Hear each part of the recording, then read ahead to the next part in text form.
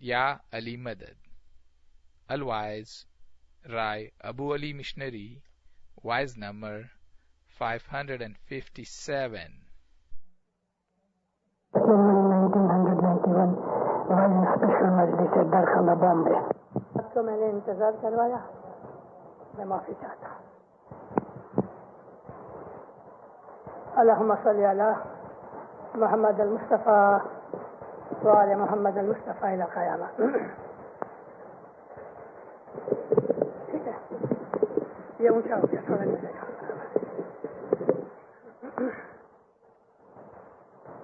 یہ پنڈ بھاگا ست دھرم سر لاگا،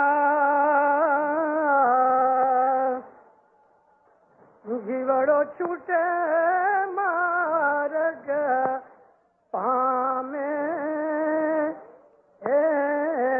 جی. مولانا حضرت امام پہ صلوات پڑھو. ممین اللہ.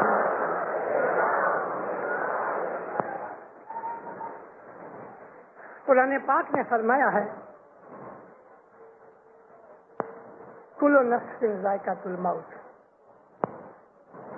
ہر وہ چیز جو سانس لیتی ہے اس کو ایک دن موت ہے. درخت بھی سانس لیتے ہیں، انسان جانور سب سانس لیتے ہیں. یہ روحانی مجلس ہے، اس لیے میں ان روحانیوں کو جو اس جماعت خانے میں اس وقت حاضر ہیں میں انہیں سلام کرتا ہوں.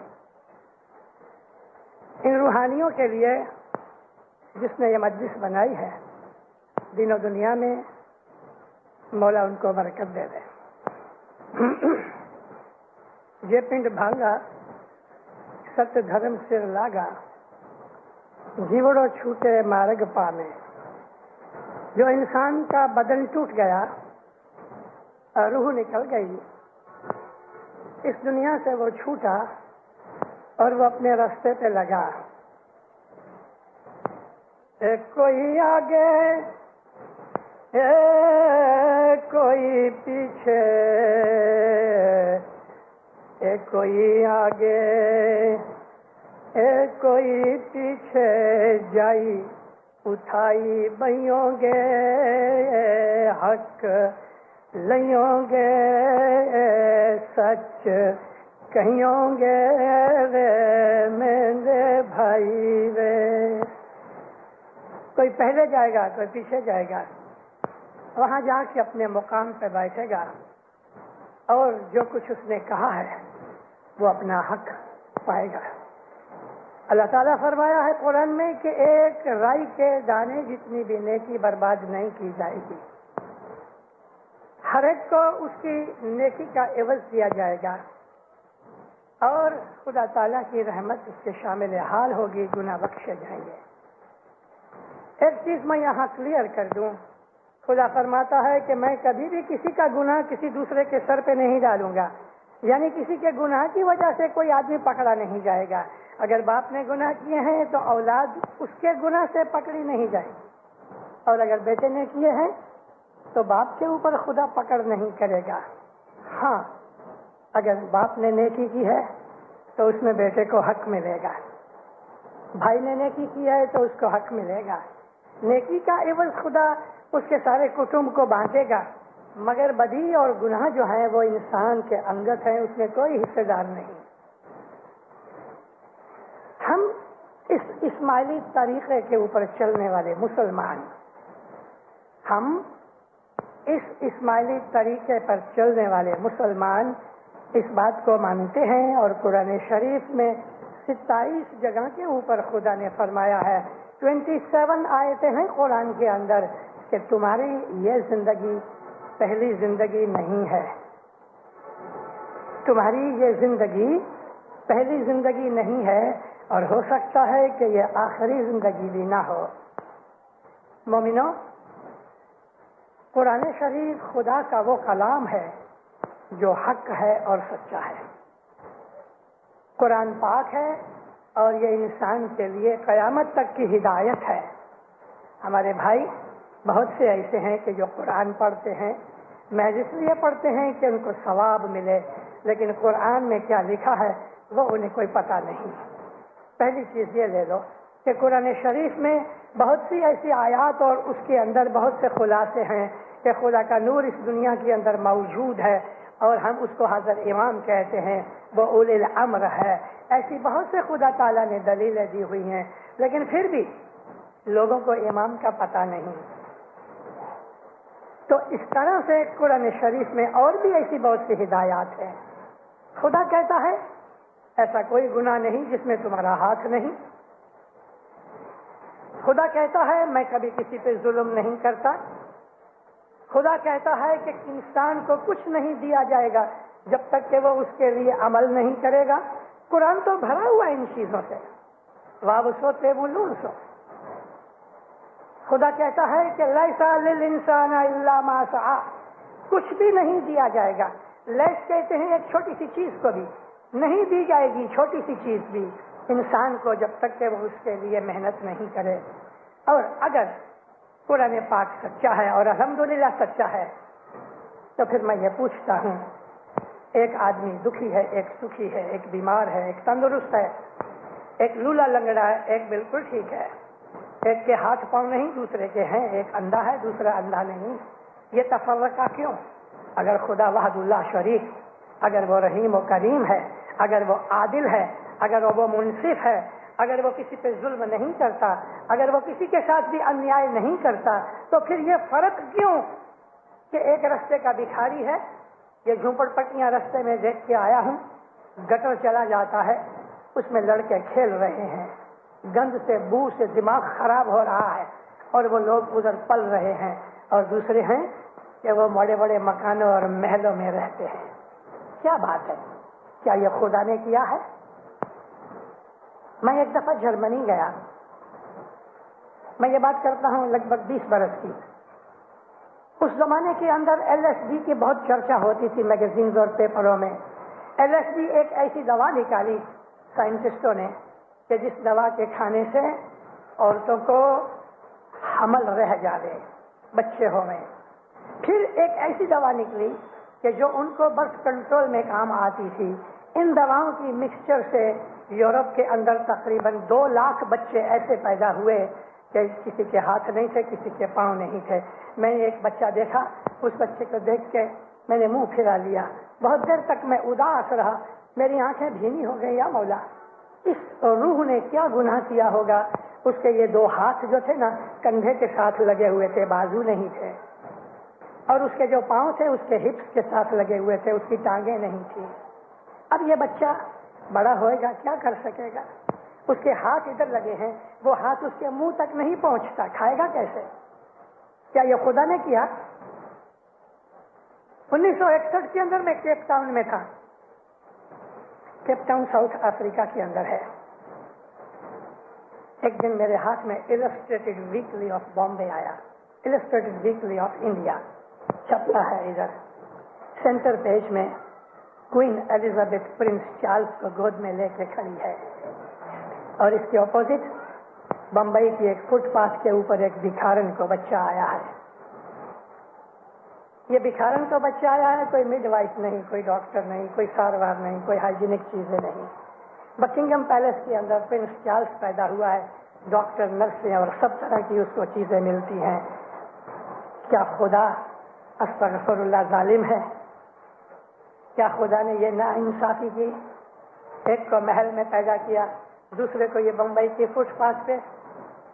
یہ تمام چیزیں اگر آپ دیکھو تو اس کے پیچھے خود انسان ہی کے خود کے ہاتھ ہیں۔ خدا فرماتا ہے ایسا کوئی دکھ نہیں جس میں تمہارا ہاتھ نہیں۔ خدا کسی پہ ظلم نہیں کرتا۔ یہ چیزیں ہمیں ظاہر کرتی ہیں، اور قرآن شریف میں اس قسم کے بے حساب اشارے ہیں کہ ہماری یہ موجودہ زندگی ہمارے گئی زندگی کے کرتوتوں یا نیکیوں کا عوض ہے، اور اس زندگی میں ہم جو کچھ کریں گے ہم کو آنے والی زندگی کے اندر وہ زندگی چاہے دنیا میں ہوئے چاہے آخرت میں ہوئے، مگر اس زندگی کے اندر خدا تعالی ہم کو ہماری آج کی زندگی کے کام کاج کا عوض دے گا۔ یہ دار العمل ہے، یہ دار العمل ہے. جو انسان جیسا کرے گا ایسا بھرے گا. جو انسان اچھا کرے گا تو خدا اس کو اچھا عمل دے گا. ہمارے گناہ ان چیزوں سے بھرے ہوئے ہیں. جس رے بھائی رے ہتے اچھی کرنی اے کمائی بھائی آگڑ تسے پھل ڈھویا. جس نے اس دنیا میں اچھی کرنی کمائی اس کو آگے ایسا ہی پھل دیا جائے گا. اللہ فرمایا رائی کے دانے جتنی بھی تمہاری نیکی برباد نہیں کی جائے گی لیکن گناہ بخشے جائیں گے. اسی لیے خدا نے ہماری انسانوں کی پیدائش کے ساتھ ساتھ اس نے اپنے نبی بھیجے, ہمارے لیے مرشد بھیجے کہ جو ہم کو تلقین کر کے واعظ کر کے یا دوسرے واعظین کی معرفت سے ہم کو ہدایت کرتے رہتے ہیں کہ اے لوگوں دنیا میں نیک بن کے چلو, اچھے بن کے چلو, کسی پہ ظلم نہ کرو, کسی سے دغا فریب نہ کرو, کسی کا حق نہ کھاؤ, کسی کے اوپر ظلم نہ کرو, کسی کی نندا غیبت نہ کرو, کوئی کا گناہ نہ کرو. رسول اکرم صلی اللہ علیہ وآلہ وسلم جب مدینے میں کوئی شخص گزر جاتا تھا حضور کے پاس جا کے کہتا تھا یا نبی میرا باپ گزر گیا, میرا بھائی گزر گیا, تو نبی پہلا کوشچن کیا کرتے تھے, کیا وہ قرضہ چھوڑ گیا؟ حکمت کی بات ہے, اسلام میں بہت ہے. حضور نہیں پوچھتے تھے کہ اس نے کتنی نمازیں پڑھی, حضور نہیں پوچھتے تھے کہ وہ کتنا ایماندار تھا. نبی فرماتے تھے کیا قرضہ چھوڑ گیا؟ ہاں یا نبی قرضہ چھوڑ گیا, لیکن میں اس کا بیٹا ہوں, میں وعدہ کرتا ہوں اپنے باپ کا قرضہ بھر دوں گا.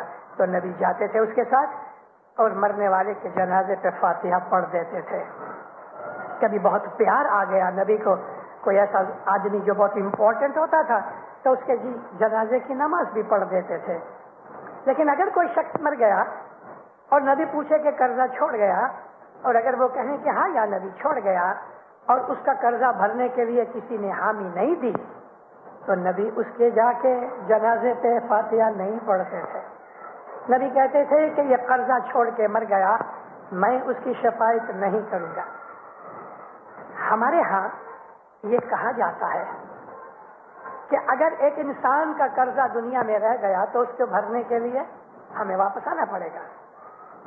اب بدنی طور پہ واپس آوے یا کسی اور طور پہ واپس آوے. میں اب یہاں آپ کو یہ چیز عرض کرنی چاہتا ہوں, ہماری موت کیسے ہوتی ہے. میں نے 1.5 گھنٹے کی ایک وائز کی ہوئی ہے, 3 برس ہوئے ٹورنٹو کے اندر. ایک وائز میری ہے لائف آفٹر لائف, ہماری اس زندگی کے بعد کی زندگی. دوسری میں نے وائز کی کہ انسان کی موت کیسے ہوتی ہے. یہ روحانی مجلس ہے اور ہر ایک آدمی کو, بھائی بہن کو یہ جاننا چاہیے کہ موت کیا ہے. کیوں کہ موت میں سے کوئی چھوٹنے والا نہیں, نہ راجا, نہ بادشاہ, نہ رنک, نہ بھکاری. موت کا کچھ کہنا ہم نہیں کہہ سکتے کہ کب آئے اور کس کو آئے کس کو نہ آئے. ایسے بھی لوگ میں نے دیکھے کہ موت کی دعائیں مانگتے ہیں اور موت نہیں آتی. ایسے بھی دیکھے کہ جو زندگی کی دعائیں مانگتے ہیں اور زندگی ختم ہو جاتی ہے. میں دار السلام کے اندر لگ بھگ 40 برس رہا. دنیا کے اندر بہت سے میں نے بناؤ دیکھے, بہت سی چیزیں دیکھی. ایک دن میں جماعت خانے سے دار السلام کا جو چیف جماعت خانہ ہے نیچے اترا. ایک والنٹیئر بہن آئی, وہ بولا مشنری باپا یہاں ودھوا آشرم کے اندر جماعت خانے کے بازو میں ہی بیوہ عورتوں کے لیے جماعت نے ایک مکان بنایا کہ جن کا کوئی نہیں ہوتا, ایسی بوڑھیاں, ایسی بیوائیں وہاں رکھی جاتی ہیں, جماعت ان کا دھیان رکھتی ہے. آپ کو ایک بیمار عورت بلاتی ہے, بہت یاد کرتی ہے. میں گیا ادھر, ایک چارپائی تھی, اس کے اوپر ایک عورت سوئی ہوئی تھی. 96 ایئرس کی اس کی عمر, 96 برس کی. چادر پڑی تھی, ایسا لگتا تھا کہ اس چارپائی میں کوئی سویا نہیں, بالکل ہڈیوں کا ڈھانچہ رہ گئی. اس کے بازو میں ایک عورت بیٹھی تھی، کہتی ہے ماں ماں، زور زور سے چلائی، مشنری ابو علی آئے ہیں۔ تھوڑی دیر کے بعد آنکھیں کھولی، مجھے دیکھ کے ہاتھ نکالا، میں نے 2 ہاتھوں میں اس کا ہاتھ لیا، برف کی طرح ٹھنڈا۔ مجھے کہتی ہے بیٹا تو مولا کا آدمی ہے، میرے لیے دعا کر، مولا مجھے موت دے رہے۔ اس نے کس لہجے کے اندر کہا ہوگا، میں اوپر سے یعنی سر سے پاؤں تک لرز گیا کہ اس عورت کو اندر کیسا دکھ ہوگا کہ وہ زندگی سے بیزار ہو گئی، جینے سے تھک گئی۔ کہتی ہے بیٹا تو دعا کر، مولا مجھے موت دے رہے۔ میں 2-3 منٹ خاموش رہا، میں نے کہا ماں مولا تیرے اوپر راضی ہو گئے، تیری مشکل آسان کرے، تیرے لیے جو اچھا ہے وہ تجھے دے رہے۔ میں ایسی دعا نہیں کر سکتا کہ یا مولا تو اسے موت دے، یہ اس کے ہاتھ میں ہے۔ 6 مہینے اور جی۔ دنیا میں ایسے بھی لوگ ہیں موت مانگتے ہیں تو موت نہیں ملتی، اور میں نے آپ کو عرض کی کہ ایسے بھی ہیں کہ جو زندگی مانگتے ہیں تو زندگی ٹوٹ جاتی ہے۔ یہ تمام چیزیں ایک قاعدے قانون کے اندر ہیں۔ خدا تعالیٰ نے اپنی تمام کائنات میں، تمام سرشتی میں ہر چیز کے اوپر ایک قانون رکھا ہوا ہے۔ کوئی شے اس دنیا کے اندر یا اس دنیا میں قانون کے بغیر نہیں، ہر چیز کا ایک نظام ہے، ایک ایڈمنسٹریشن ہے، ایک لا ہے، اور ہم کو اس لا کے تابع رہنا ہی چاہیے۔ ہماری زندگی جب شروع ہوتی ہے، ماں کے پیٹ میں شروع ہوتی ہے، جس وقت حمل رہتا ہے اسی وقت فوراً ہمارا جو سنگل سیل ہوتا ہے وہ ملٹی پلائی ہوتے ہیں۔ اس کو انگلش میں کہتے ہیں سپرمٹوزا۔ سنگل سیل ہے، اس کے 2 ہو جاتے ہیں، 2 کے 4، 4 کے 8، 8 کے 16 ملٹی پلائی ہوتے ہیں۔ اب اس وقت جو انسان جس کیڑے سے پیدا ہوتا ہے وہ ایک قسم کا بلو پرنٹ ہے۔ ہمیں ایک مکان بنانا ہے، بلڈنگ بنانی ہے، آرکیٹیکٹ اس کا ایک بلو پرنٹ بناتا ہے، اس کا پلان بناتا ہے، کتنے روم ہیں، کتنی سٹوریز ہیں، کتنی باریاں ہیں، کتنے دروازے ہیں۔ یہ تمام کمپلیٹ بلو پرنٹ باپ کے اس جرم کے ساتھ ہوتا ہے، اور وہ امیڈیٹلی کام پہ لگ جاتے ہیں۔ ہزاروں قسم کے ہمارے بدن کے سیلز ہیں۔ بعض سیلز ہیں جو کان بنا کے مر جاتے ہیں، بعض سیلز ہیں ناک کی ہڈی بنا کے بند ہو جاتے ہیں، مر جاتے ہیں، کیونکہ ناک کی ہڈی کا ٹیکسچر اور ہے، کان کی اس کپڑے کا ٹیکسچر اور ہے۔ بعض آنکھیں بناتے ہیں، بعض ہونٹ بناتے ہیں، بعض ہاتھ بناتے ہیں، بعض ناخن بناتے ہیں۔ ہمارے بدن کی تمام چیزوں کے لیے خدا نے جدے جدے مستری رکھے ہوئے ہیں، اور یہ مستری اپنا کام کر کے مر جاتے ہیں، اور ہر چیز پیٹرن کے ساتھ ہوتی ہے۔ باپ، دادا، پر دادا، اس کا دادا، اس کا دادا، 72 جنریشنز میں سے آہستہ آہستہ اس کا حیولہ جینز کی معرفت اس بچے میں آتا ہے۔ اس بچے کے اندر اس کے باپ کا، اس کے دادا کا، اس کے باپ کا، اس کے دادا کا تمام پیٹرن تھوڑا تھوڑا، باپ کا زیادہ، دادا کا کم، پر دادا کا اور کم، لیکن 70 جنریشن سے یہ چیزیں چلی آتی ہیں۔ اس طرح خدا تعالیٰ انسان کو پیدا کرتا ہے، 4 مہینے کے اندر کمپلیٹ باڈی بن جاتی ہے، یہاں تک کہ ناخن بھی آ جاتے ہیں، بال بھی پیدا ہو جاتے ہیں، ہر شے مکمل ہو گئی۔ اس کا برین جو ہے وہ بھی مکمل ہو جاتا ہے۔ یہ جو ہمارا سر ہے، سر کے اس طرح سے 2 پڑ ہیں، راؤنڈ ٹوپی نہیں ہے، 2 ٹوپیاں ہیں، اور تھوڑا اوپر یہاں خالی جگہ ہوتی ہے۔ جب یہ بچہ پیدا ہوتا ہے تو ایک ہڈی دوسری ہڈی کے نیچے چلی جاتی ہے، جس سے سر چھوٹا ہو جاتا ہے، اور جب وہ جنم لے لیتا ہے تو یہ ہڈیاں کھل جاتی ہیں، اور 6-12 مہینے کے اندر یہ جگہ سخت ہو جاتی ہے۔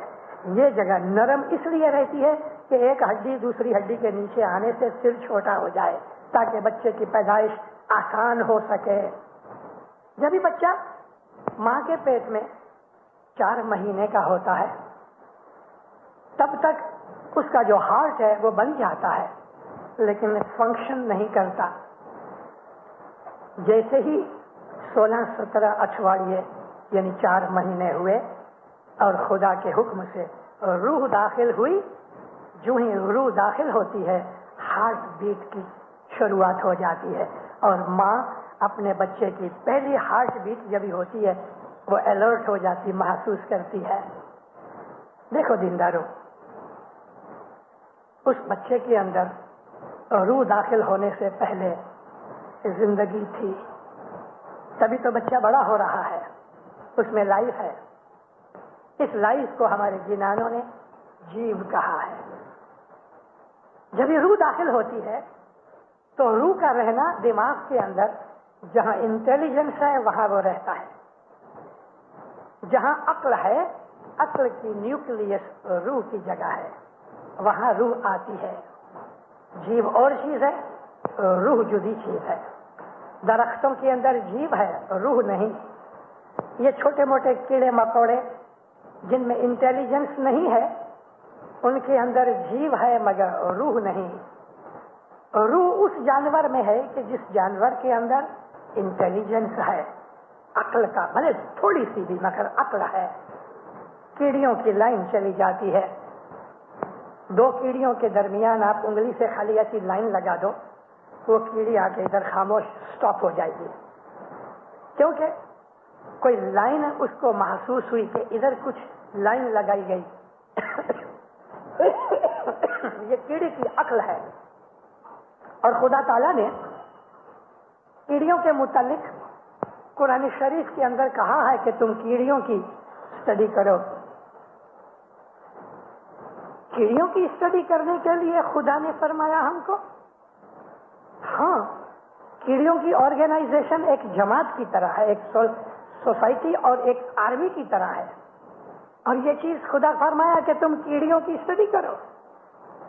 ان کے اندر بہت انٹیلیجنس ہے. کیڑی میں خدا نے قوت بھی بہت دی ہے، وہ اپنے بدن سے 6 گنا زیادہ وزن اٹھا سکتی ہے.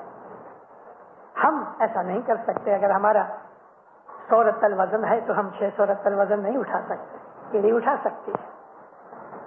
اس طرح سے اور بھی بہت سے جانور ہیں جن میں انٹیلیجنس ہے. کتا ہے، ہاتھی ہے، گھوڑا ہے، شیر ہے، طوطا ہے.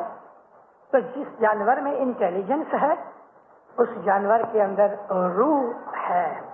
ابھی روح کے درجے ہیں، روح حیوانی اور روح انسانی 2 الگ ہیں. میں انسان کی بات کر رہا ہوں، یہ بات آپ کو سمجھانے کے لیے کہی. جب ہارٹ بیٹ ہوتا ہے اس وقت روح داخل ہوتی ہے اور یہ جو روح ہے وہ پاسٹ کی تمام سٹیٹمنٹس لے کے آتی ہے جو دماغ کے اندر پہلے سے خدا نے جگہ بنا رکھی ہے. اس کے لیے ہم کو ہمارے پیر کہتے ہیں جھرے جارے تو گرباستانے وسنتو تیے ہتو گنان ونتو. جب تو ماں کے پیٹ میں تھا تجھ کو بہت عقل تھی، علم تھا. اوندھے اوندھے مستق اوپر چرن تو ایوی کشتی بھوگونتو رے. تیرے پاؤں اوپر سر تیرا نیچے، اس اوندھی حالت میں خدا تجھ کو سزا دے رہا تھا. نبی کریم فرماتے ہیں کہ ماں کے پیٹ میں سے جب انسان چھوٹتا ہے تو وہ میری شفاعت کے حساب سے چھوٹتا ہے. یعنی رسول پاک، مطلب یہاں نبی کا نور جو خدا کی رحمت ہے، وہ انسان کو اس سے پرومس لے کے کہ اے خدایا مجھے اس جگہ سے نکال تو میں تیرا بندہ بن کے رہوں گا. قرآن شریف نے اس وعدے کو کہ جو ہم ماں کے پیٹ میں کرتے ہیں خدا کے ساتھ، اس کو میثاق کہا ہے. اور ہم کو پیر نے گنان میں ایسا ہی کہا ہے ہے جینور ماس تونے پیٹ ماہ راکھیا نبی محمد بند چھڑایا جی. رسول اکرم کی حدیث اس صدر دن کے اس جنان سے ملتی ہے اور قرآن شریف بھی کہتا ہے کہ وہ وعدہ جو تم نے ماں کے پیٹ میں کیا اس وعدے کو یاد کرو. یہ میثاق ہے کہ جس کو ہم ایگریمنٹ کہتے ہیں. یہ چیز بھی ظاہر کرتی ہے کہ ماں کے پیٹ میں بچے کو سمجھ ہے. ابھی اس وقت 6 مہینے بھی نہیں ہوئے, دنیا کے بعض سائنٹسٹوں نے گئے 10-12 سال سے ایکسپیریمنٹ کرنے کے بعد انہوں نے ایک چیز طے کی کہ ماں کے پیٹ میں بچہ بڑا قابل ہوتا ہے اور سیکھتا ہے. اب ایسے کورسز بن رہے ہیں کہ ماں کے پیٹ میں بچے کو سکھایا جائے. آپ کو آپ کا لڑکا انجینئر چاہیے تو یہ سائنٹسٹ اس کے دماغ میں انجینئرنگ کے سیلز ڈال دیں گے. اگر آپ کو آپ کا بچہ چاہیے کہ وہ ایک بہت بڑا اوریٹر بنے تو وہ اوریٹر بن سکتا ہے. آپ کو چاہیے کہ وہ لڑکا کوئی بہت بڑا سائنٹسٹ بنے تو کون سی لائن کا سائنٹسٹ بنے. ماں کے پیٹ میں بچے کے دماغ میں مائکروسکوپک کنڈیشن سے ایسے حالات پیدا کیے جا رہے ہیں کہ وہ بچہ جب پیدا ہوئے تو اس کی آئی کیو جو ہے نا, انٹیلیجنس, وہ اور بچوں سے 8-10 گنا زیادہ ہوئے. پھر صدر دین کا یہ کہنا 600 برس پہلے کہ ماں کے پیٹ میں تو گنان بنتا تھا, آج سائنس اس چیز کو قبول اور پروف دے رہی ہے کر کے. ماں کے پیٹ میں سکھایا جاتا ہے. ہمایوں کی جو وائف تھی, ہمایوں ہندوستان کا بادشاہ تھا, اکبر کا باپ تھا. ہمایوں کی ملکہ زبیدہ حاملہ تھی, بارش ہو رہی تھی اور وہ کچھ سی رہی تھی. سیتے سیتے اس کے پاؤں میں کھجلی ہوئی اور اس کا جو لیفٹ پاؤں ایسا پڑا تھا, ہاتھ میں سوئی تھی, سوئی سے اس نے اپنے پاؤں کو, تلے کو تھوڑا کھجانا شروع کیا. ذرا سا ایک بوند جتنا لہو نکلا. اس کو کچھ آئیڈیا آیا, اس نے اس کے بازو میں ذرا سی سوئی اور لگائی, دوسری بوند نکلی, پھر سوئی لگائی, تیسری بوند نکلی. یوں کرتے کرتے اس نے ایک پھول بنایا اور ہر دفعہ جب یہ سوئی لگاوے تو لہو کی چھوٹی سی بوند نکل آوے. اس نے ایک پھول بنایا. اتنے میں ہمایوں آ گیا. ملکہ کیا کرتی ہو؟ کہتی بس میں یوں ہی اپنے پاؤں میں ایک پھول بنا رہی ہوں اور میں چاہتی ہوں کہ میرے بچے کے پاؤں میں ایسا پھول ہوئے. جب یہ اکبر پیدا ہوا تو اس کے لیفٹ پاؤں میں ایسا ہی پھول قدرتی طور پہ تھا. خدا کی قدرتیں کیسی ہیں. ہماری اسماعیلیہ کاؤنسل کا ایک سیکریٹری افریقہ میں ایک گاؤں کے اندر, میں گاؤں کا نام نہیں لیتا ہوں, اس کے گھر میں لڑکی پیدا ہوئی, پہلی لڑکی شادی کے بعد. اور وہ جو لڑکی پیدا ہوئی تو اس کی آنکھیں پھرتی تھی, آنکھوں میں نور نہیں تھا, ہر وقت آنکھیں ایسا پھرتی رہتی تھی. بیچارے ماں باپ دل میں دکھی ہوتے تھے. خدا تعالیٰ کی مرضی ڈاکٹروں وغیرہ کو بہت بتایا گیا. خدا کیا کرنا ایسا کہ 1.5 برس کے 2 برس کے بعد ایک اور بچہ پیدا ہوا. وہ لڑکی تھی, اس کی بھی آنکھیں اسی طرح تھی اور وہ بھی اندھی تھی. اب تیسری دفعہ جو وہ حاملہ ہوئی تو ڈاکٹر دیکھنے کے لیے آیا, بیمار ہو گئی سخت. تو بیڈ روم میں جب ہی گیا تو وہاں ایک ککو کلاک تھا کہ اس کلاک میں ایک لڑکی تھی, وہ ایسی ایسی آنکھیں گھماتی تھی. وہ ڈاکٹر چمک کے کھڑا ہو گیا. اس کو کہا مسٹر سو اینڈ سو, تیری 2 لڑکیوں کی آنکھیں کیوں خراب ہوئی؟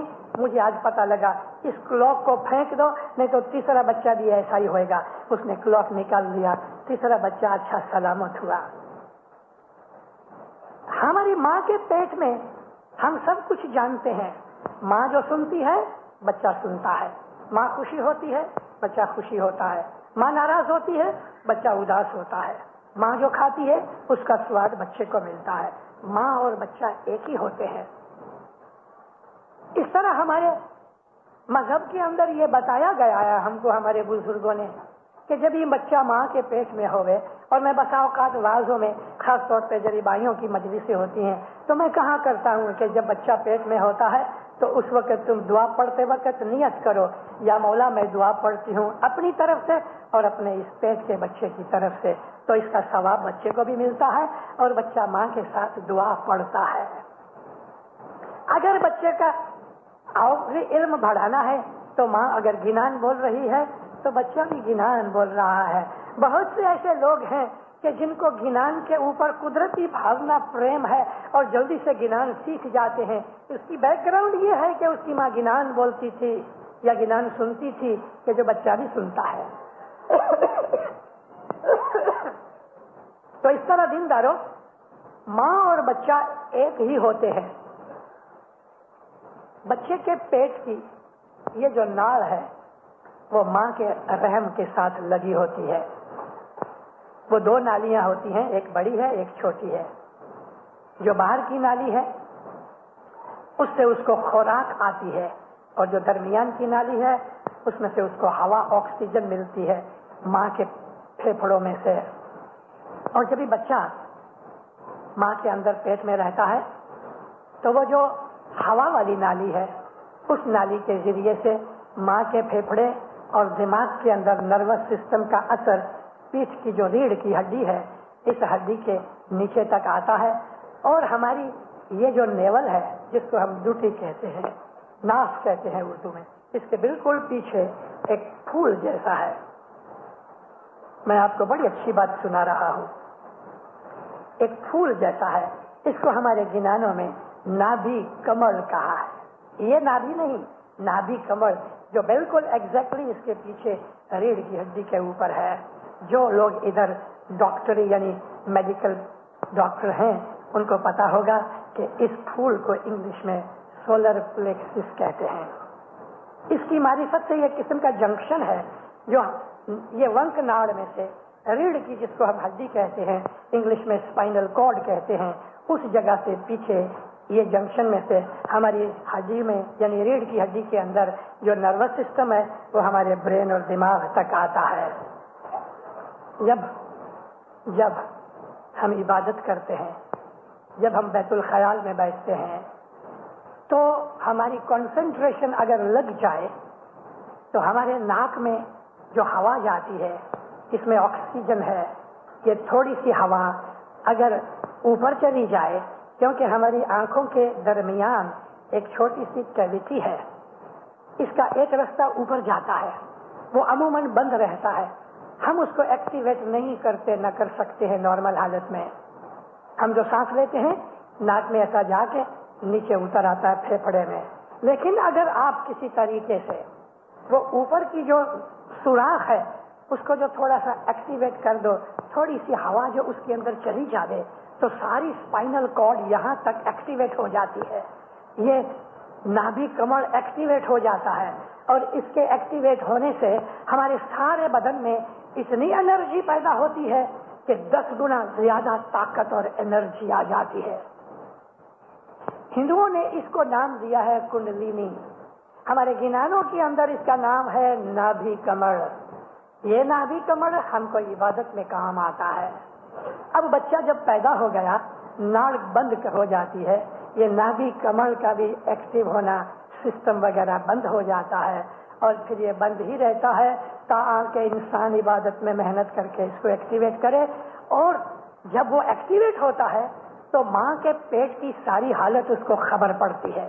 ماں کے پیٹ میں میری کیا حالت تھی، کون سے پاؤں کا انگوٹھا چوستا تھا یا ہاتھ کا چوستا تھا، اور ماں کے پیٹ میں کیا سوچتا تھا، ماں کے پیٹ کے اندر میری پاسٹ لائف کا جو ریکارڈ تھا آپ کو وہ عبادت میں مل سکتا ہے۔ وہ سب چیزیں ریکارڈ میں ہیں، یہ سارا ریکارڈ لے کے بچہ پیدا ہوتا ہے، اور اگر اس بچے کو آپ نے اچھی تعلیم اور ٹریننگ دی، اگر اس بچے کو اچھے ماں باپ کے ہاتھ میں دیا گیا اور وہ ماں باپ عقل والے سمجھدار ہیں تو اس بچے کو آپ روحانی حالت میں لگا سکتے ہو۔ اگر آپ نے کچھ بھول کی تو یہ بچے کا جو رستہ ہے ٹریننگ بدل جانے سے یہ بدماش لچا بھی بن سکتا ہے۔ اس چھوٹی عمر میں اس کی سلیٹ کے اوپر جو لکھ دو گے وہ ہو جائے گا، اور اپنی پاسٹ لائف کا تمام ریکارڈ اس کے اندر ہے، آج بھی اس وقت ہمارے دماغ میں ہے۔ عبادت وہ شے ہے کہ آپ نہ صرف اتنا کہ ماں کے پیٹ میں آپ کی کیا حالت تھی، بلکہ ماں کے پیٹ میں آنے سے پہلے میری کیا حالت تھی، اسی طرح سے میں کیسے مروں گا، کہاں مروں گا، مرتے وقت میری حالت کیا ہوگی، وہ بھی ہمیں معلوم ہوتا ہے۔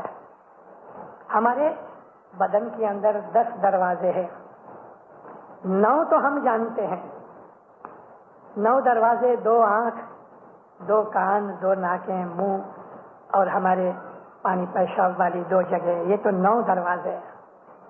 لیکن ایک 10واں دروازہ، ابھی میں نے آپ کو کہا کہ بچہ پیدا ہونے سے پہلے سر کی جو 2 ہڈیاں ہیں وہ ایک دوسرے سے الگ رہتی ہیں، مگر جب بھی بچہ پیدا ہوتا ہے تو ایک ہڈی دوسری ہڈی کے اوپر آ جاتی ہے، تو چھوٹا سائز ہو جانے سے آسانی سے پیدائش ہو جاتی ہے۔ اب جب انسان پیدا ہو جاتا ہے تو 6-12 مہینے کے بعد یہ ہڈیاں آہستہ آہستہ آہستہ آہستہ مل جاتی ہیں، لیکن سوئی جتنا ایک سوراخ اس میں باقی رہ جاتا ہے، اس کو ہمارے گنانوں نے 10واں دوار کہا۔ یہ وہ 10واں دوار ہے کہ جس میں سے انسان کی روح باہر نکلتی ہے، بدن پڑا رہتا ہے، ہارٹ چالو رہتا ہے، نبض چالو رہتی ہے، سرکولیشن بلڈ کا بھی جاری رہتا ہے، لیکن روح یہاں سے باہر نکل جاتی ہے اور باہر گھوم پھر کے جب خدا واپس اس کو اجازت دیتا ہے تو وہ داخل ہوتی ہے۔ قرآن شریف میں خدا فرماتا ہے، رات کو جب تم سو جاتے ہو تو روح باہر نکلتی ہے، لیکن خدا کے حکم کے بغیر پھر داخل نہیں ہو سکتی، یعنی خدا اس کو اذن دیتا ہے۔ تو یہ روح کا باہر آنا اور جانا اس وقت ہمارے اختیار میں نہیں ہے، کیونکہ اس کے اوپر اللہ کا اختیار ہے، لیکن اگر ہم خدا کے بتائے ہوئے راستے پہ عمل کریں تو ہمارے اختیار میں آ جائے کہ ہم جب چاہیں اپنی روح کو باہر نکال دیں، جب چاہیں بلا لیں۔ تو میری عرض یہ تھی، دیکھو میں آپ کو کہاں کی باتیں آپ کو میں نے بتائی ہیں، اب آؤ میرے ساتھ تھوڑا سا اور بچہ پیدا ہوا، ماں کے پیٹ میں جب کنسیومنٹ ہوئی، اس باہر کی باڈی کے ساتھ ساتھ ایک اور باڈی اس باڈی کے اندر ایگزیکٹلی سیم پیٹرن، ایک اور باڈی ہمارے بدن کے اندر ہے۔ اس باڈی کو بہت سے لوگ روحانی جسم کہتے ہیں، کوئی اس کو ایتھرک باڈی کہتا ہے، کوئی ایسٹرل باڈی کہتا ہے۔ یہ باڈی بھی ہمارے بدن کے اندر ہے، بڑھتی رہتی ہے۔ 22-24 برس کی عمر میں جب انسان بڑھ کے سٹاپ ہو جاتا ہے، یعنی اس کی گروتھ بند ہو جاتی ہے، تو یہ باڈی جو ایسٹرل باڈی ہے وہ ادھر ہی سٹاپ ہو جاتی ہے، پھر یہ بڑھتی نہیں۔ آدمی موٹا ہو جاوے تو بھی یہ موٹی نہیں ہوتی، آدمی بوڑھا ہو جاوے تو یہ بوڑھی نہیں ہوتی، اسی طرح سے اس کا سلسلہ چلا رہتا ہے۔ میں نے یہ تھوڑی سی باتیں کہی ہیں۔ مولانا حضرت امام 45 میں جب ادھر سے سلطان محمد شاہ صلوات اللہ علیہ کی بات کرتا ہوں، ہمارے اس جماعت خانے کے ناندی کرنے والے حسن علی ناندی والا، آپ بہت سے لوگ ان کو جانتے ہوں گے، مولا کے ساتھ فرمان سنایا کرتے تھے کیونکہ بڑی آواز تھی۔ مولا ایک دن گولف کھیل کے آئے، ادھر واڑی کے جماعت خانے کے باہر منڈپ لگایا تھا، مولا آ کے بیٹھے اوپر، مت سلامت ساتھ تھی، دنیا بھانے مولا ریلیکس اور خوش تھے۔ مجید خان کو کہا میرے بوٹ بدلو، تو مجید خان کیونکہ گولف کیپ تھے صاحب سیدھا کھیل کے ادھر سے واپس آئے تھے، یہاں سیدھا چینج نہیں کیا۔ حسن علی کو کہا میری دعا سیکھ دو، زدی ناندی والے نے دعا سیکھ لی، حضرت مولانا زرن سلامت داتار فرمائنتا خانہ ودان۔ دوسرا فرمان دیکھو، رسول اللہ فرمایا ہے کہ جنت کے اندر کوئی بوڑھا نہیں ہوگا۔ حضرت مولانا دانی سلامت داتار فرمائنتا کہ جنت میں کوئی بوڑھا نہیں ہوئے، بوڑھے لوگوں کا منہ ذرا پڑ گیا، اور مولا سب کو واچ کرتے تھے۔ پھر ریپیٹ کیا، رسول اکرم فرمایا کہ جنت کے اندر کوئی بوڑھا نہیں ہوگا، یعنی کہ جو بوڑھے تھے وہ یہ سمجھنے لگے کہ ہم تو جنت میں جانے والے نہیں ہیں۔ مولانا سلطان محمد شاہ نے پھر کہا کہ جنت میں سب جوان جائیں گے، تو بوڑھے اور بھی ناراض ہو گئے۔ تب مولا ہنسنے لگے اور فرینچ میں ماتا سلامت کے ساتھ کچھ بات کی تو ماتا سلامت ہنسنے لگے۔ مولا فرماتے ہیں دیکھو، نبی کریم کا یہ فرمانا کہ جنت میں سب جوان جائیں گے، کوئی بوڑھا نہیں جائے گا، اس کا مطلب یہ ہے کہ اگر بوڑھا آدمی گزر جائے گا تو اس کا جوان بدن جنت میں جائے گا، اب یہ جوان بدن، یہ بدن جو میں نے آپ کو سمجھایا کہ ایسٹرل باڈی جو ہے وہ ہمیشہ جوان ہی رہے گی. آدمی بوڑھا ہو جائے گا مگر ہماری وہ جو اندر کی باڈی ہے وہ جوان ہی رہے گی. جب ہماری موت ہوتی ہے تو موت کی کنڈیشن اس طرح ہوتی ہے کہ خدا تعالیٰ فرشتے بھیجتا ہے. 2 فرشتے آتے ہیں. خدا فرماتا ہے قرآن میں کہ میرے بندوں کے پاس جو فرشتے آئیں گے وہ خوبصورت فرشتے ہوں گے کہ تم اس کو دیکھ کے خوش ہو جاؤ گے اور اس کے ساتھ چلنے کے لیے تیار ہو جاؤ گے. مگر جو کافر ہیں فرمایا ان کے پاس میرے جو فرشتے آئیں گے وہ بڑے بھیانک اور ڈراؤنے، ڈریڈ فل ہوں گے کہ اس کو دیکھ کے ہی انسان کا موتر نکل جائے. اب جب ہمارے وقت آتا ہے موت کا تو پیر نے اس کا ہمیں وہ طریقہ بتایا ہے کہ موت کا سسٹم کیا ہے. پہلے لیدہ کوٹ ایریرا نوازر واجا پچھی لیدوں کایا کے رو ہنسا او پرانیا آرادھو. پہلے کوٹ لیا. کوٹ قلعے کو کہتے ہیں. یہ ہماری چیسٹ ہے، یہ کوٹ ہے. یہ کوٹ اس نے پہلے لیا، سانس پکڑ لیا، پھیپ سے بند ہو گئے، پھیپ سے بند ہو گئے، ہارٹ بند ہو گیا، ہارٹ بند ہو گیا، لو کا رننگ بند ہو گئی، سرکولیشن. 9 دروازے بند ہو گئے. آنکھیں کھلی ہیں، دکھتا کچھ نہیں، سناؤ تو سنتا کچھ نہیں. 9 دروازے بند ہو گئے. اچھی ریدوں کایا کے روحن، ہمارے اندر جو جیو ہے کایا کا جیو. روح تو پاک ہے، روح ہے وہ نورانی چیز ہے. روح کو موت نہیں، روح کو کچھ نہیں، وہ ایٹرنل ہے، ہمیشہ سے رہنے والی ہے. اگرچہ روح خدا تعالیٰ نے پیدا کی ہے اپنی روح میں سے، مگر روح ہے ہماری موت کے بعد روح ہمیشہ رہتی ہے.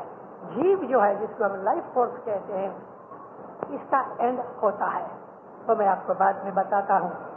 انسان کا ہارٹ بند ہو گیا، پھیپھڑے بند ہو گئے، یہ 9 دروازے بند ہو گئے، پھر بھی اندر جیو رہتا ہے جب تک کہ اس کا اکاؤنٹ نہ ہوئے. اس میں 1 منٹ بھی لگے، 1 دن بھی لگے، 10 دن بھی لگے. بعض دفعہ تو انسان قبر میں دفن کیا جاتا ہے تو وہاں بھی اس کا حساب کتاب چالو ہوتا ہے. جیو جب تک اندر ہے حساب جاری ہے. اعلیٰ درجے کے جو مومن ہیں، یہاں موت ہوئی، جیو باہر نکلا، اصل مکان پہ چلا گیا. فرسٹ کلاس کا پیسنجر تھا، اس کو ٹھہرنے کی کوئی ضرورت نہیں تھی، اس کو تو VIP ٹریٹ ملی اور وہ چلا گیا. ٹھہرنے کی بات تو اس کی ہے کہ جس کا سامان بہت زیادہ ہے اس کو ٹھہرنا پڑتا ہے، کسٹم کلیئر کرنا پڑتا ہے، پھر تب کہیں جا کے باہر نکلے. کبھی کبھی تو گھنٹہ 1.5 گھنٹہ لگ جاتا ہے پلین اترنے کے بعد.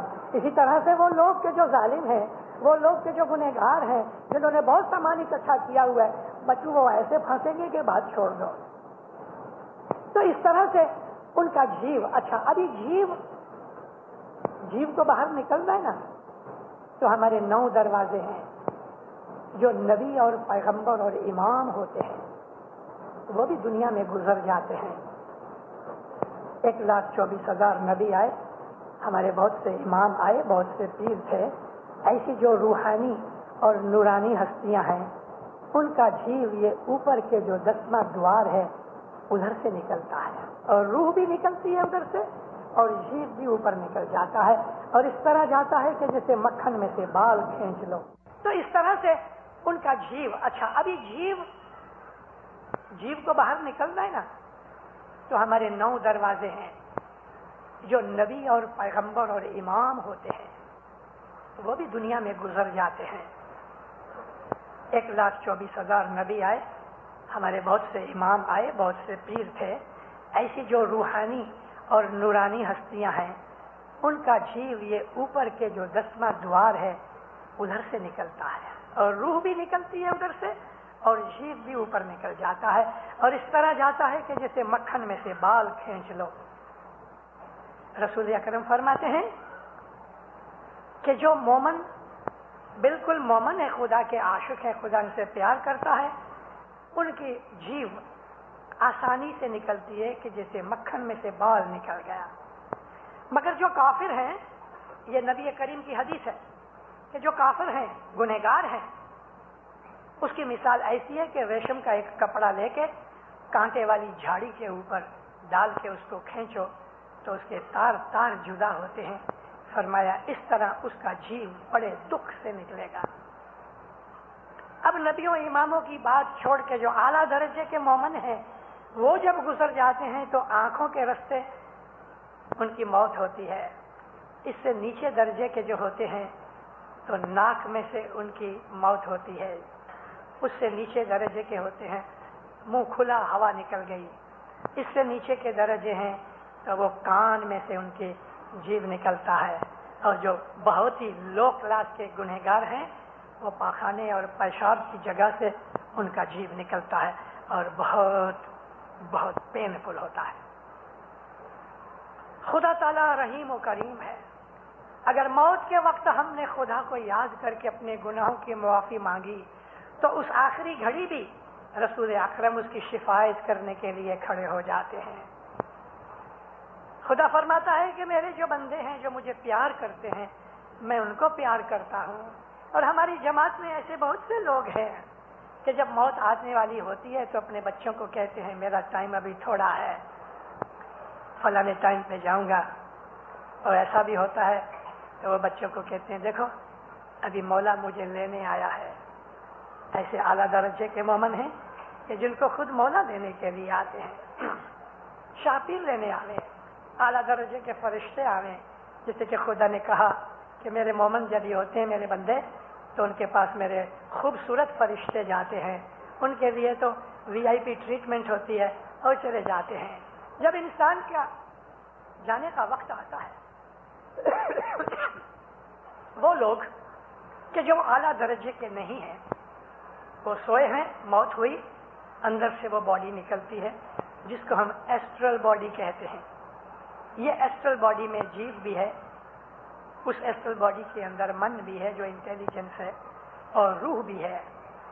یہ جیو اپنا حساب دیتے ہیں اور حساب جب ہو جاتا ہے تو پھر جیسا ان کو حکم ہوتا ہے ایسی حالت میں چلے جاتے ہیں.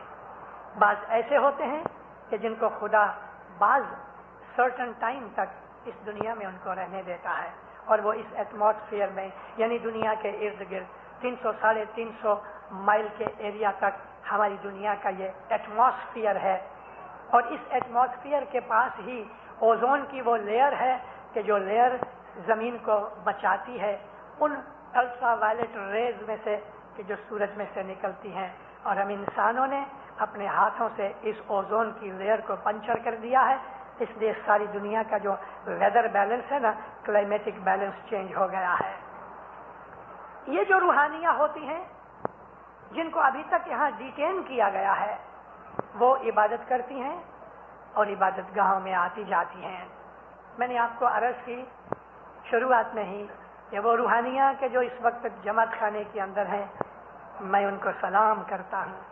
یہ روحانیاں اپنے اپنے عقیدے اور اعتقاد ایمان کے حساب سے اگر ہندو ہیں تو مندر میں, اور مسلمان اپنی مسجد میں, کرسچن اپنے چرچ میں یہ روحانیاں وزٹ کرتی ہیں. ہماری اسماعیلی روحانیاں جماعت خانوں میں آتی جاتی ہیں. یہ روحانیاں ہیں اور ہیں.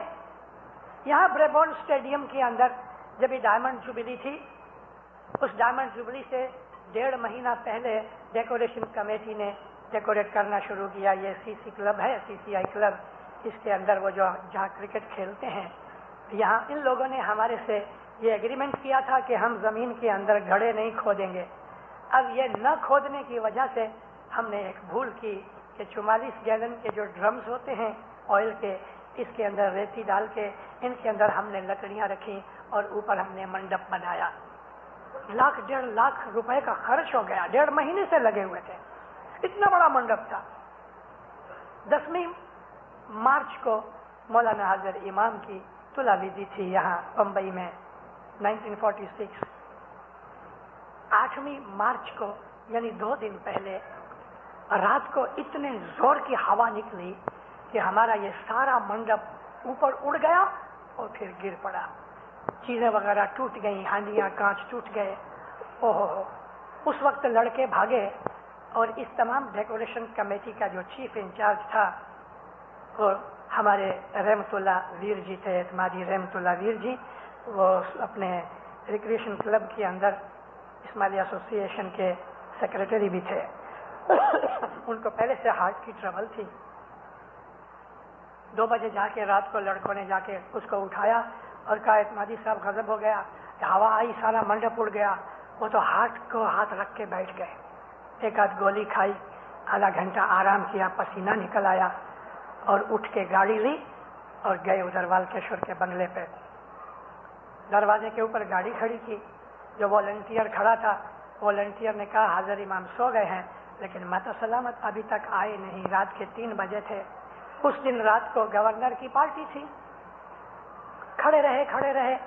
ماتا سلامت جب ہی آئے تقریباً 3:30 بجے تو اعتمادی رحمت اللہ ویر جی نے کہا ماتا سلامت بہت غضب ہو گیا، بہت بڑی دکھ کی بات آ گئی. پوچھا کیا ہے؟ کہتے کہ آپ حاضر امام کو اٹھاؤ تو ہم بات کریں. ماتا بہت غصے ہوئی. میں اس کو اٹھاؤں؟ بالکل نہیں، وہ آرام کرے. بھائی ماتا سلامت یہ ہو گیا، بھلے ہو گیا، میں اس کو اٹھانے والی نہیں. اچھا، کھڑے رہے. صبح 6:30 بجے کے قریب امام سلطان محمد شاہ گاؤن پہنا ہوا باہر نکلے کہ تو ان کو دیکھ کے ماں باپ پوچھا رحمت اللہ کیا بات ہے؟ تو اس کی آنکھوں میں پانی آیا. کہتے خداوند آج 9 تاریخ کی صبح ہوئی، کل ہماری جبلی ہے، وہ جو ہم نے ڈیکوریشن کیا تھا منڈپ سارا اڑ گیا. مولا ہنس کے کہتے ہیں رحمت اللہ بہت اچھا ہوا، اوپر کی روحانیاں بھی میری طلا دیدی دیکھے گی. تو آسمان کھلا رکھا، روحانیاں ہیں، فرشتے ہیں. یہ وہ روحانیاں ہیں کہ جو دنیا میں رہتے تھے، عبادت وغیرہ پوری نہ ہونے کی وجہ سے اس ایٹماسفیئر میں ہیں، اور یہاں یہ عبادت کر کے آہستہ اوپر چلے جاتے ہیں. ان کے درجے بڑھتے جاتے ہیں یہاں تک کہ عالم ناسوت میں سے نکل کے عالم ملکوت میں چلے جاتے ہیں اور فرشتے بن جاتے ہیں. جب یہ فرشتے بنتے ہیں تو ان کی وہ جو ایسٹرل باڈی ہوتی ہے وہ گردن سے نیچے ساری ایسٹرل باڈی مٹ جاتی ہے، صرف گردن رہ جاتی ہے، چہرہ رہتا ہے اور سائیڈ میں 2 پانکھ نکل آتے ہیں. خدا تعالیٰ فرماتا ہے کہ میرے فرشتوں میں ایسے فرشتے ہیں جن کے 2 پانکھ ہیں، بعض فرشتوں کے 3 پانکھ ہیں، بعض فرشتوں کے 4 پانکھ ہیں. قرآن پاک نے ہم کو ایسی باتیں سکھائی ہیں کہ جو عام طور پہ لوگوں کو معلوم بھی نہیں. تو یہ پانکھ کیا ہے؟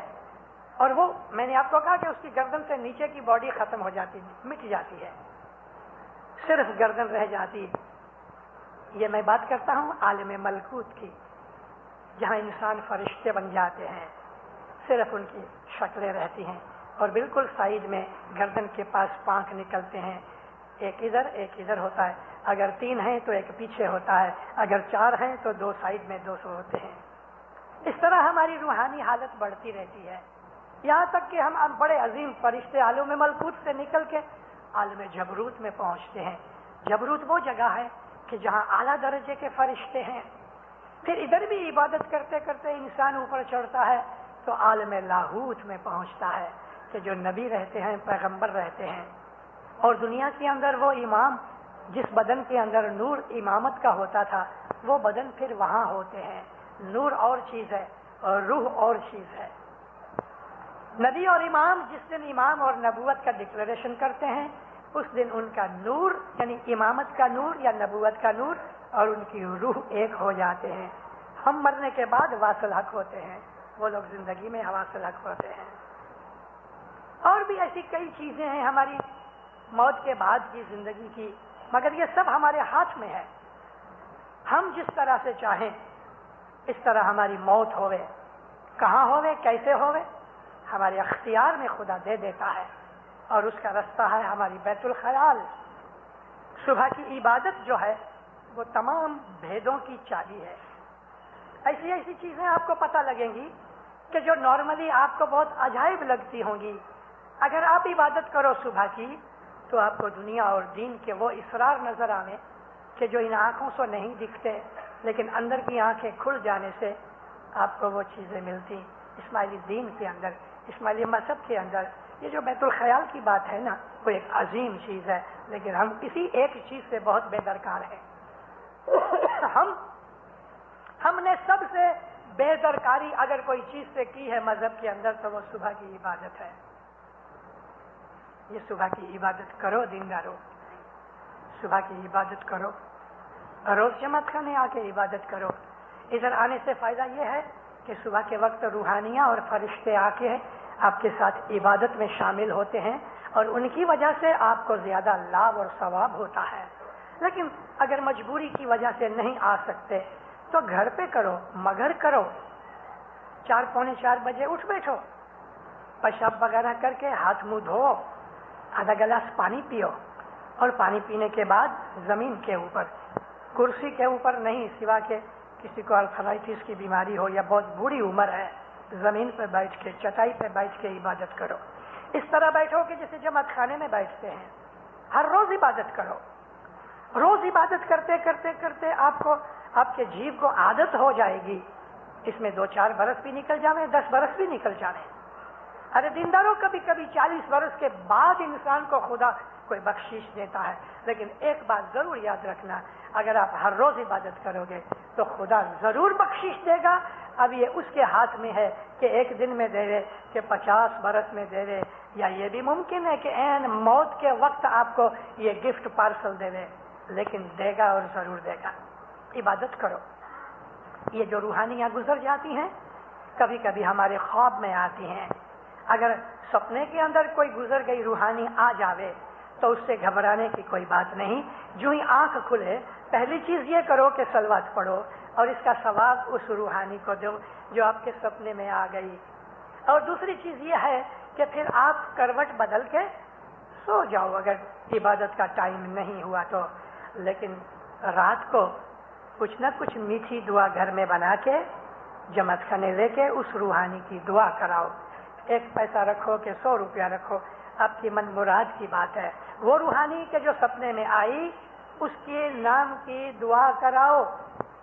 देखो दीनदारों, मैंने बाज ऐसी जगहों पे देखा है कि पाठ के ऊपर जो हजर इमाम की शातिर की मेहमानी आती है, कई जमात खानों के अंदर भूल होती है हमारी कि हजर इमाम की मेहमानी के ऊपर हम मरहूम की दुआ कराते हैं। ये गलत है, ये नहीं होना चाहिए, क्योंकि वो तो हजर इमाम का माल हो गया। अब आप किस तरह से हजर इमाम से छीन के अपने उस रूहानी के लिए देवें?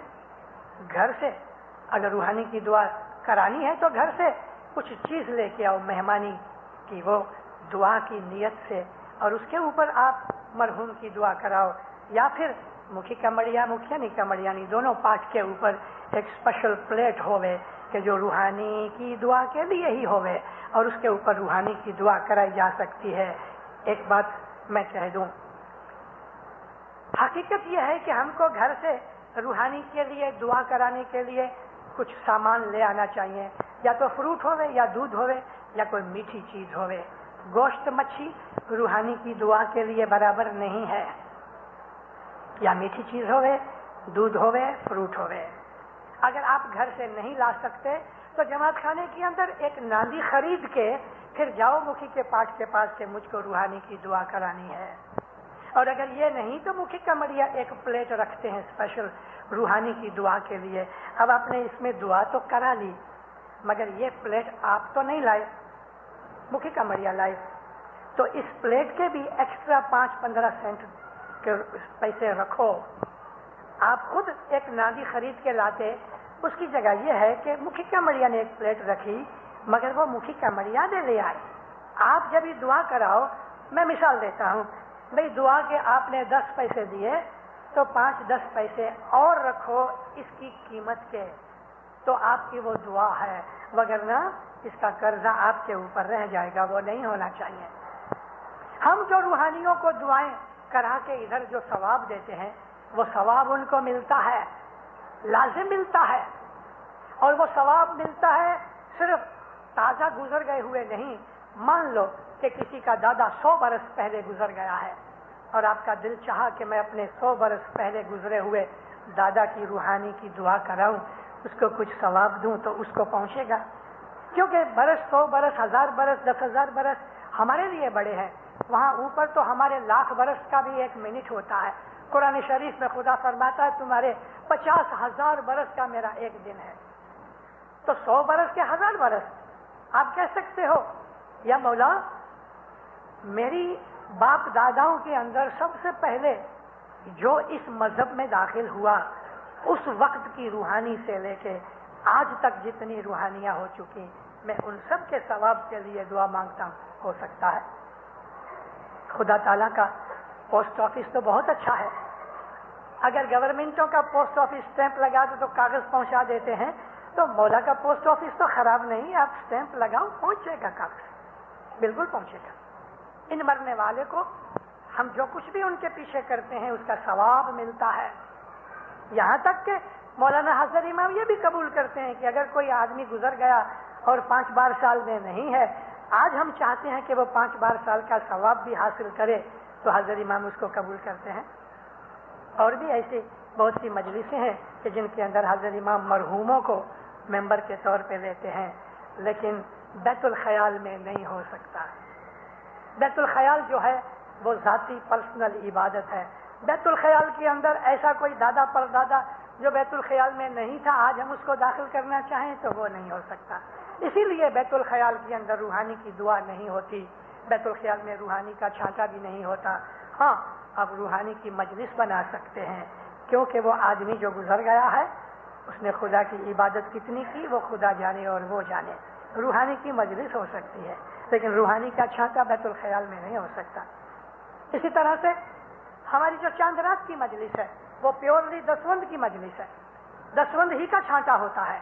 अगर मैंने किसी के पैसे खा गया हूं तो चांद रात के मुखी के पास जाके मैं वो खाए हुए पैसे की छांटा नहीं ले सकता, क्योंकि ये दसवंध का छांटा है। गुनाहों का छांटा और है, वो बैतुल ख्याल में होता है।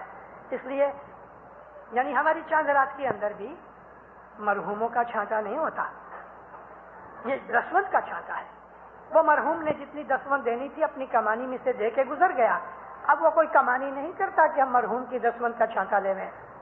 ये हमारे मजहब के बाद ऐसे उसूल हैं जो हमें जानने चाहिए। मरहूमों को हमारी तस्बीहां भी पहुंचती हैं। मेरे अब्बा को गुजरे हुए 30 बरस हुए। जिस दिन मेरे वालिद गुजर गए उस दिन से आज तक मैं कभी उनकी कब्र पर नहीं गया, मैंने कभी भी उनकी कब्र पे जाके फातिहा नहीं पढ़ी।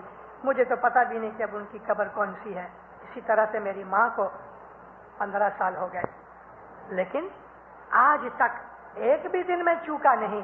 एक सलवात की तस्बीह निकाल के मैं अपने बाप की रूह को सवाब देता हूँ। और जब मेरी माँ गुजर गई तो मैंने दोनों को शामिल कर लिया। सलवात पढ़ो अपने रूहानियों के लिए, जोर से सलवात पढ़ो। अल्लाह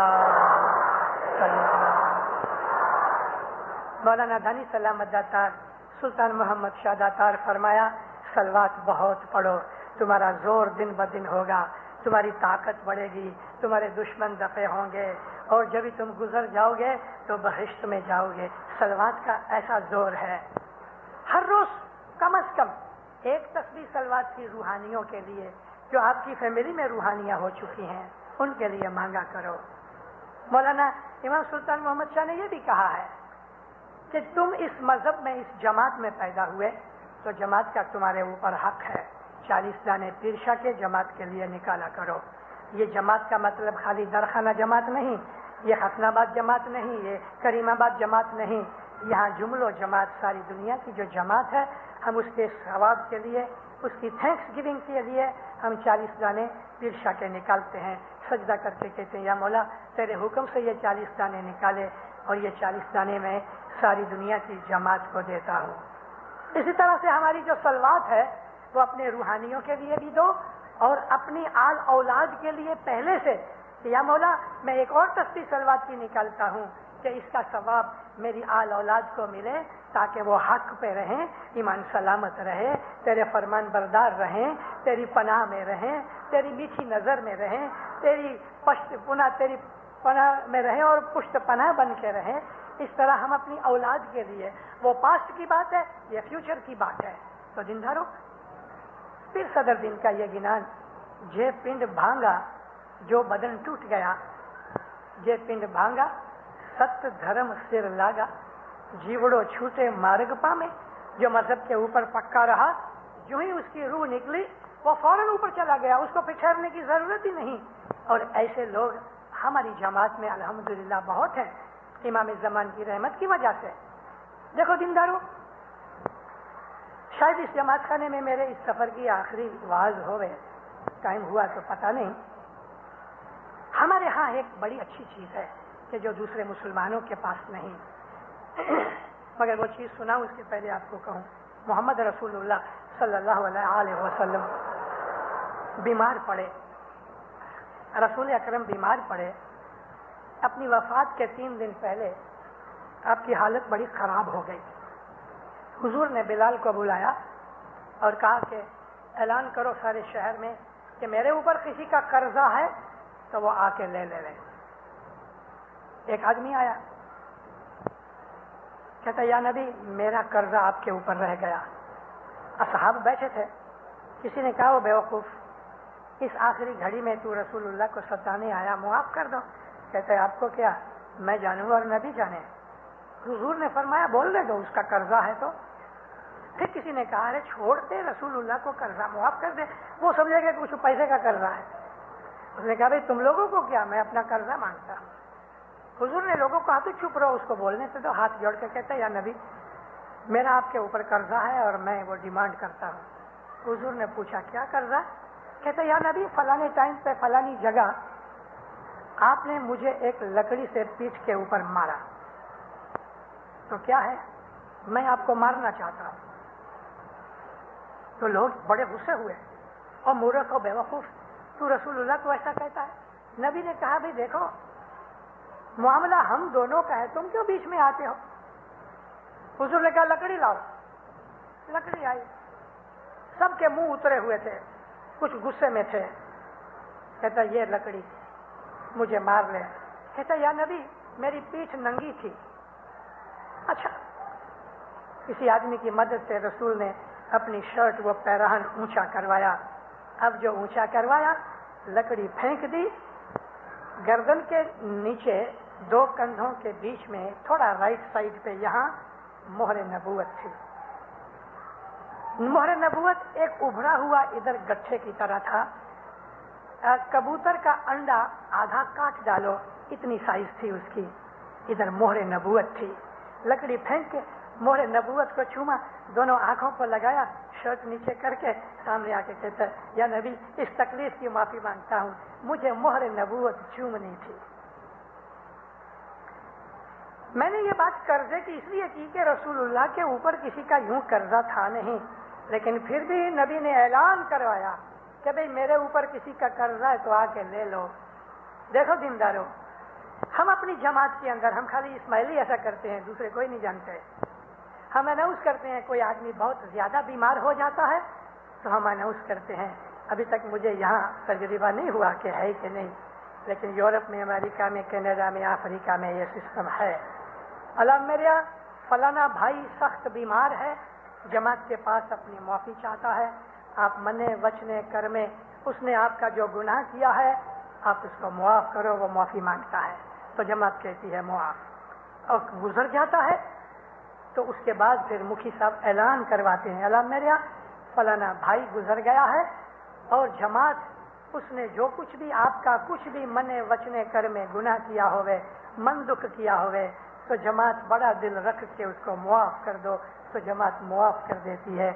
रूहानी को कितना फायदा पहुंचता है इससे। ये सिस्टम रसूल अकरम के जमाने से थी और हमारे इस्माइली ग्रुप में, सूफियों के ग्रुप में चली आई। हम मैयत को छांटा देते हैं। बहुत से इस्माइली और खसूसन हमारे मुसलमान भाई बड़ा ताज्जुब करते हैं।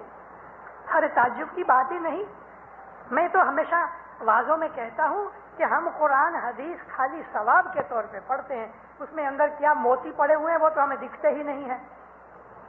रसूल अकरम सल्लल्लाहु अलैहि वसल्लम की हदीस में एक वाकया है। उहुद की लड़ाई हुई जब, ये सेकंड लड़ाई थी। इस लड़ाई के अंदर मुआविया की मां ने, हंदा ने एक हबशी को पैसे का लालच दिया और कहा कि मैं तुम्हें इतनी रकम दूंगी, तुम अमीर हमजा को मार डाल।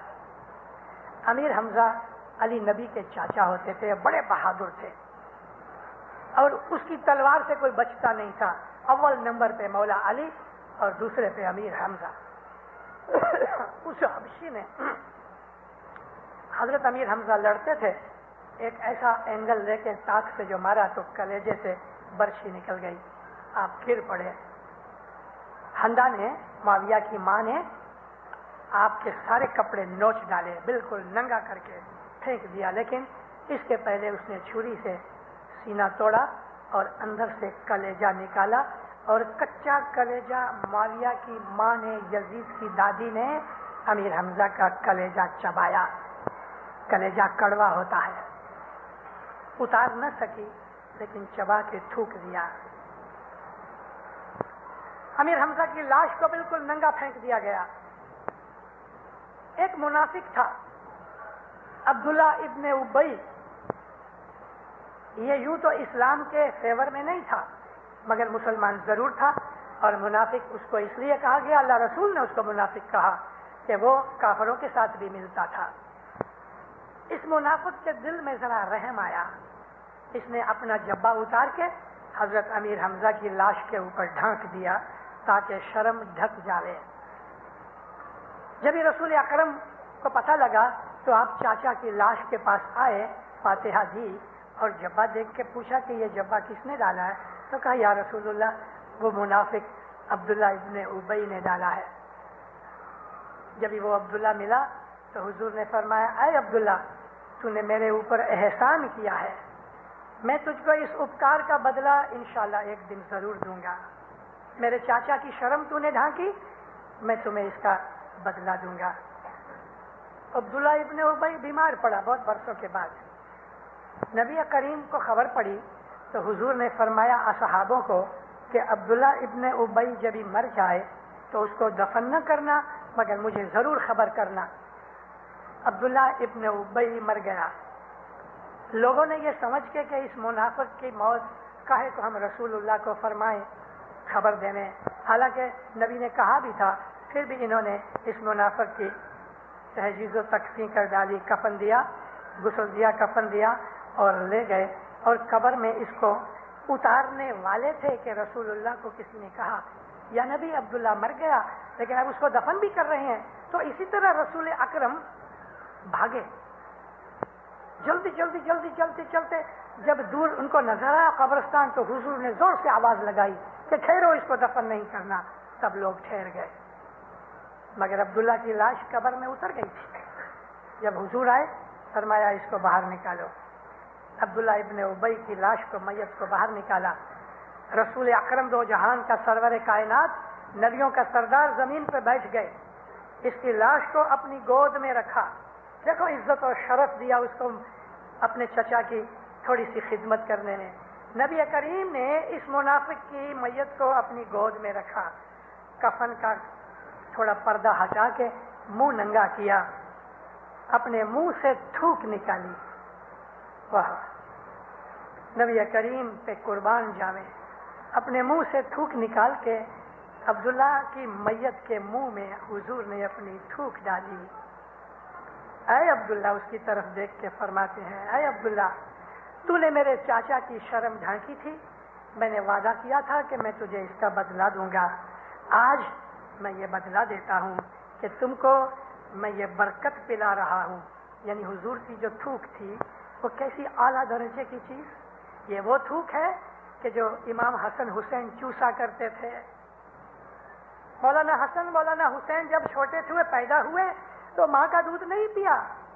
हजरत माता फातिमा ने इनको रहने दिया। नबी करीम आए तो हुजूर ने पहले इमाम हसन पैदा हुए, हुजूर ने अपनी जीभ इमाम हसन के मुंह में डाल दी और इमाम हसन नाना की जीभ को चूसते रहे। फिर इमाम हुसैन पैदा हुए तो इमाम हुसैन के मुंह में भी अपनी जीभ डाल दी, चूसते रहे। हजरत अली के साथ भी ऐसा हुआ। जब हजरत अली पैदा हुए तो रसूल अकरम मक्का में नहीं थे, थोड़ी बाहर जरा दूर गए हुए थे। मौला अली रोए भी नहीं, माँ की दावन भी नहीं पी, चुपचाप बैठे रहे। लेकिन तीसरे दिन नबी करीम जब आए तो रसूल खुदा ने हजरत अली को उठा के जब ही देखा तो पहली दफा मौला अली ने आंखें खोली और रसूल अकरम ने एक दूसरे का दीदार किया। फिर मुर्तजा अली के मुंह में नबी करीम ने अपनी जीभ डाली और मौला मुर्तजा अली भी चूसते रहे। ख्याल करो दीनदारो, जीभ का वो सलीवा कि जो अली ने चूसा, जो हसन हुसैन ने चूसा, वो मर्तबे की वो सलीवा अब्दुल्ला इब्ने उब्बी के मुंह में डाला, मैयत के मुंह में।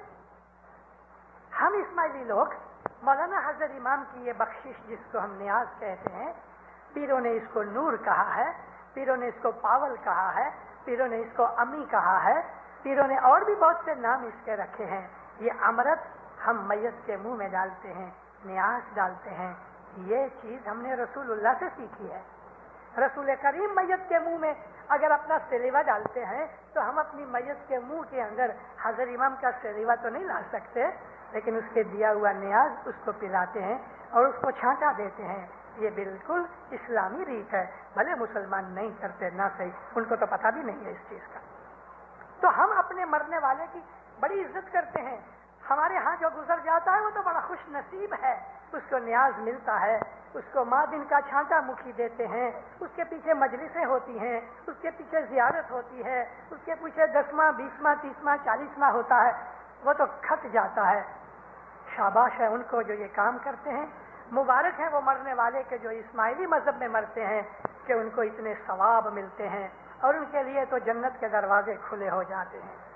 दीनदारों, मरने वालों के लिए हमेशा दुआएं करते रहो, क्योंकि एक दिन जब हम मरेंगे तो हमारे पिछले हमारे लिए दुआएं करेंगे। और फिर इतना ही नहीं, हम जब मरेंगे तो हमने अपने बाप दादाओं की जो दुआएं मांगी के उनके लिए मजलिसें बनाई हैं, वो फिर हमारे लिए उधर आसमान के ऊपर रूहानी तौर पे हमारी जियारतें और दुआएं करेंगे, फातिहा देंगे। हमारा मजहब ऐसा सच्चा पक्का मजहब है। मौला आपको सुखी आबाद करे, ईमान की सलामती देवे, दो जहान में बरकतें देवे, हमेशा हक पे रखे, फरमान बरदार मोहम्मद बनाए, 10 सुकरीत में पूरा रखे, बदियों बुनाइयों से बचाए, गुनाह के काम करने से बचाए, दीन जमात के दुश्मन को दफा करे।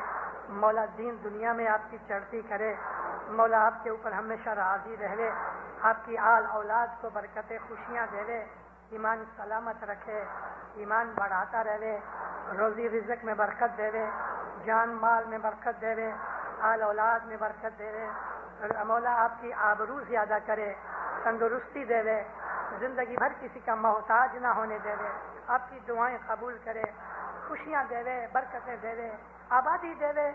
मौला आपको बख्शिशें देवे, ज़हर बातुन दीदार नसीब करे। एक पाठ बोलो।